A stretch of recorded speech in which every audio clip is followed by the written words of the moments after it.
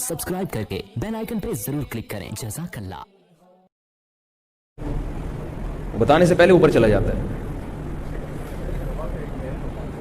ज़कात किसको और कैसे, नहीं फिर भी ऊपर जा रहा है। रहीमुद्दीन मोहम्मद साहब का तो फिर वो ऊपर चला गया। ये ज़रा इसको सिस्टम को देखें क्या है।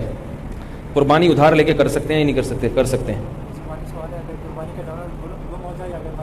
कुर्बानी का जानवर अगर गुम हो जाए या मर जाए तो अगर आप साहिब निसाब हैं, मालदार हैं, तो आपको दूसरा जानवर खरीद के कुर्बानी करनी पड़ेगी। अगर गरीब हैं तो कुर्बानी लाजिम नहीं है। ठीक है, अगर कुर्बानी का जानवर आपने खरीदा और कुर्बानी की नीयत से खरीदा, कुर्बानी की नीयत से, बाद में उसके अच्छे पैसे मिल रहे हैं आपको, ये बड़ा मसला होता है। फिर नीयत बदल गई, यार इसको बेच दो, समझ रहे हो? तो जैसा जानवर पहले था ना, जितनी कीमत का उतनी ही कीमत का लेना पड़ेगा आपको, फिर उसमें कम कीमत का नहीं ले सकते। यह कि अपने इख्तियार से आप उसको बेचें। अगर मर गया, गुम गया, तो जो चाहे करें।